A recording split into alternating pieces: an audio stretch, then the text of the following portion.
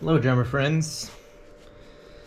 So first off, apologize for the very amateur filming and my amateur demeanor on camera. I'm not a content creator. I spend most of my time in the studio rehearsing, practicing, getting ready for gigs.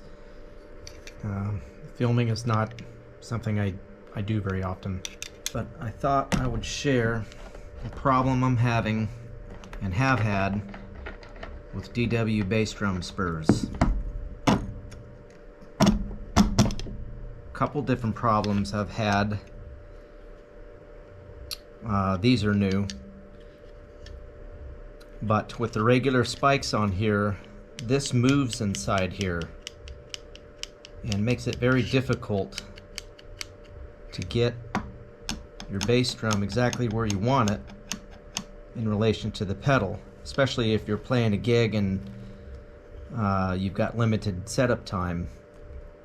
So I'm having some trouble with my bass drum sliding around. That's pretty normal.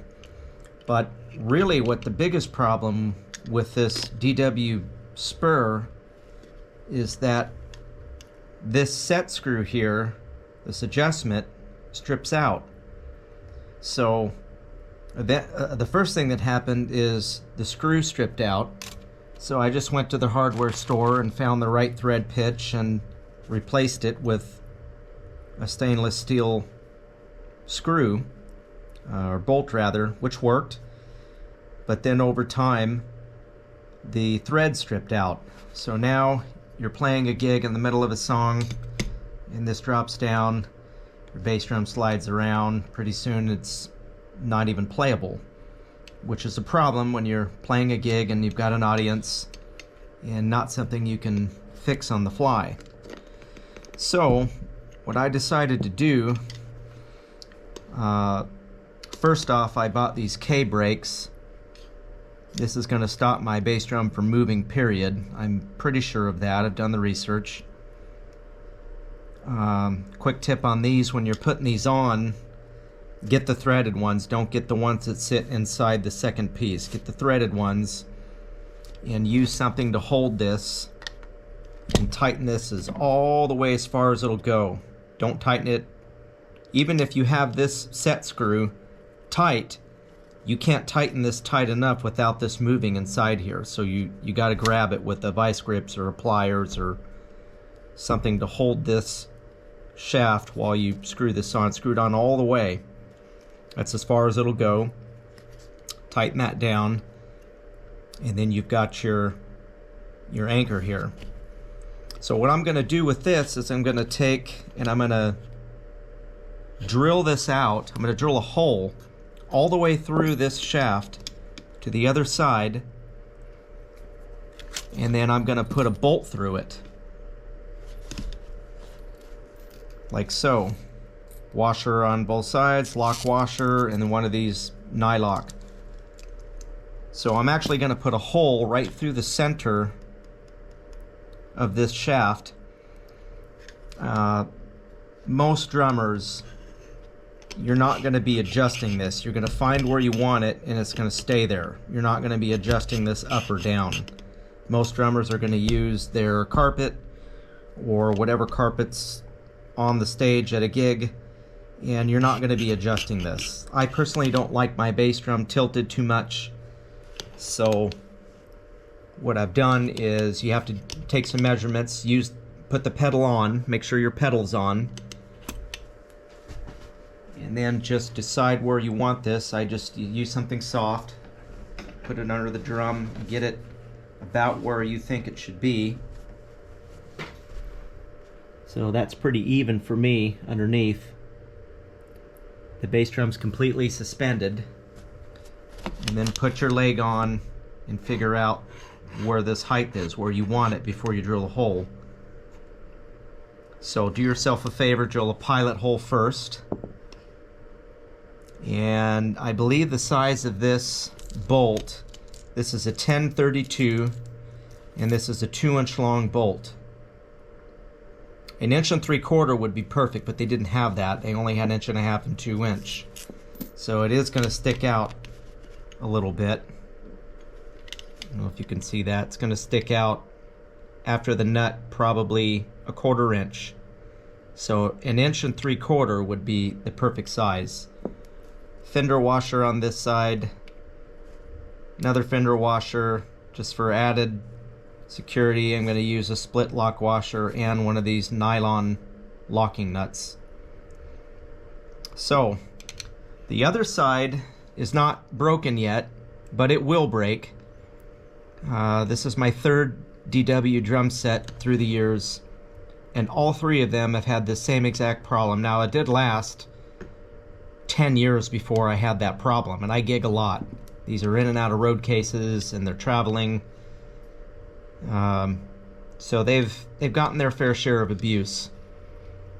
This is kind of, in my opinion, not a very well-made piece.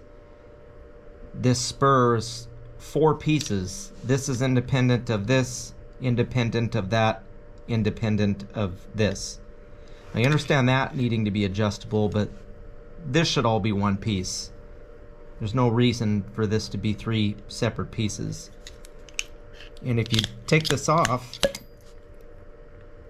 the reason that moves inside, or these are 2 different sizes, and this doesn't lock very good. So you've got that little bit of movement all the time, which in turn what happens is your bass drum beater is moving a little bit further away from your bass drum. It may not seem like a lot, but 1/4 inch is a lot. That's going to change your accuracy. So hopefully this works. I've done it before. It's been a long time since I've done this. And that should stop this problem. I'm going to set my height. For me, I've measured the distance between here and here as a 1/2 inch. So now I know to drill this one at a 1/2 inch. Drill a pilot hole first. This is a 1032 stainless steel bolt, 2 fender washers, split lock washer, nylon nut, and once the hole is through this shaft and that bolt is there, this is never ever moving, period. It's not going to break because the bolt, this 1032 bolt, is not taking up a lot of meat on that shaft, so it should be fine. I didn't want to go any smaller and I didn't want to go any bigger. This seems kind of like the sweet spot. So I'll go drill this out and see what it looks like. Alright, so there it is. That's what it looks like. A couple things I forgot to mention earlier. You're going to have to take this little rubber piece off. There's the other side. This doesn't really do anything. This never touches your drum anyways. That's why it's there. But more importantly, I mentioned earlier to tighten this all the way. And that's not actually what you need to do. You need to tighten it as far as it'll go and then maybe back it off 1/4 of a turn or so. And I'll show you why, because once this is on,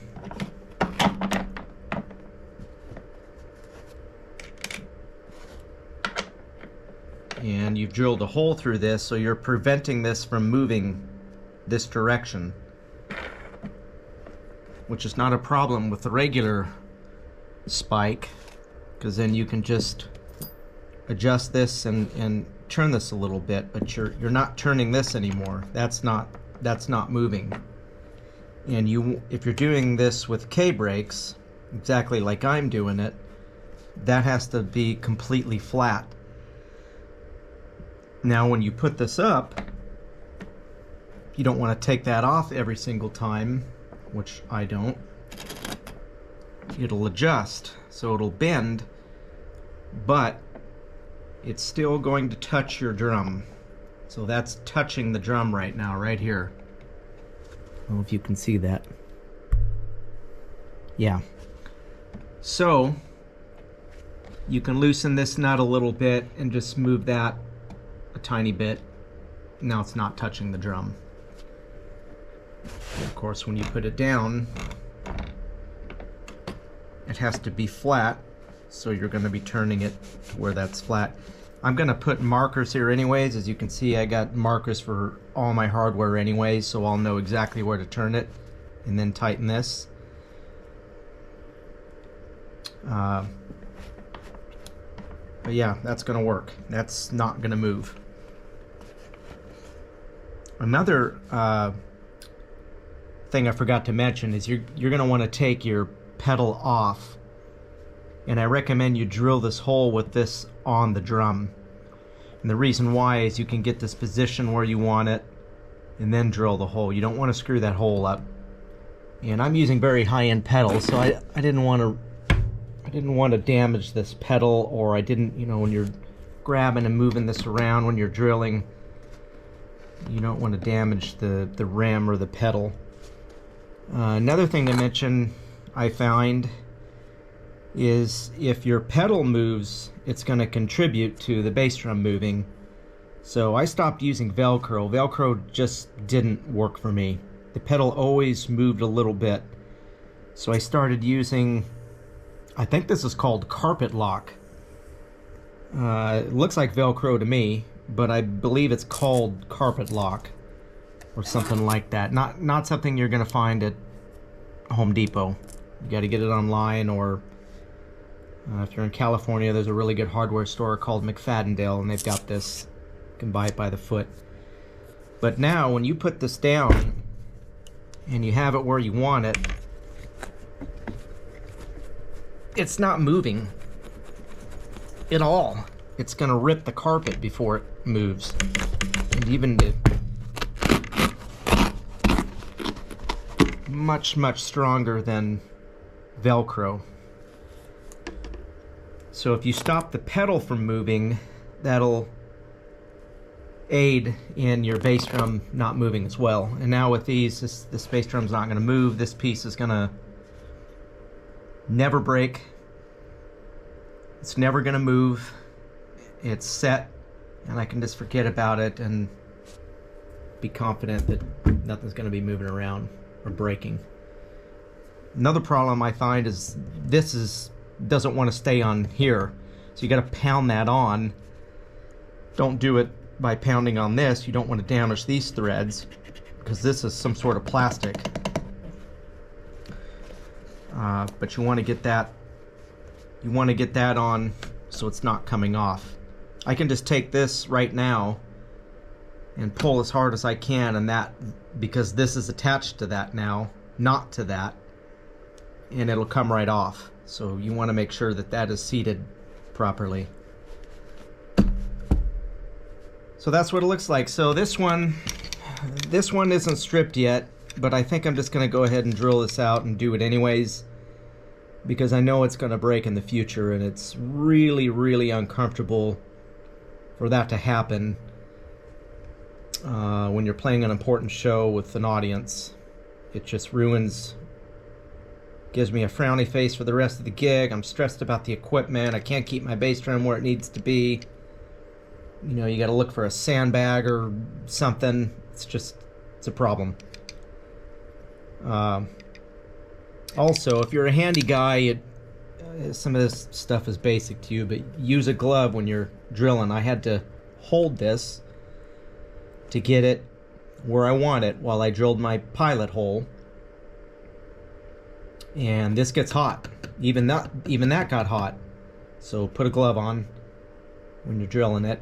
It did take a long time to drill. I would also recommend using hardened drill bits. It'll go a lot quicker and easier than just a regular drill bit. And there it is. Hopefully that helps somebody.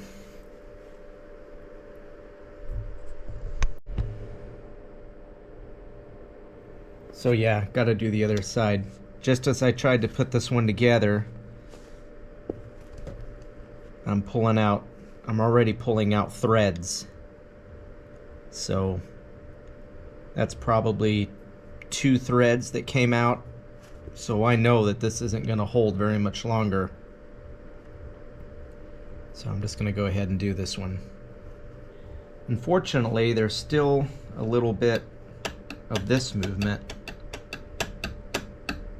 And there's 2 places it's moving this whole thing is moving inside this tube, and this tube is moving inside that tube also, and that's quite a bit.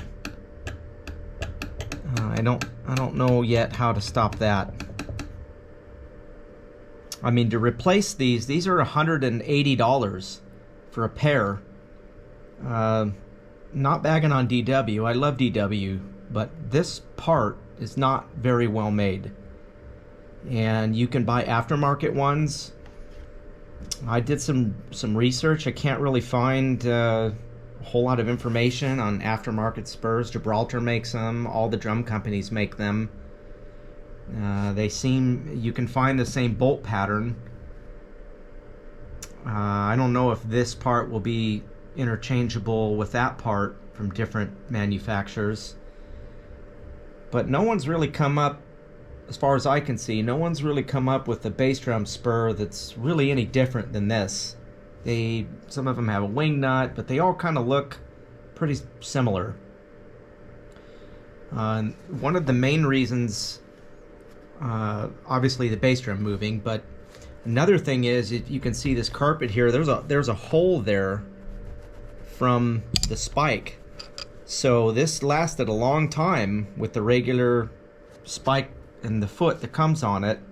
I put the spikes out as pretty far, but eventually it's going to wear through whatever carpet or rug you're using, and the spike is going to be touching whatever underneath there. If you don't have double carpet, if it's just your rug and a plywood drum riser or whatever, it's going to start sliding again, because the spike will go all the way through the carpet, and now your spike's just on the plywood. So this, I think, is a great option. These KBrakes are gonna stop that from happening.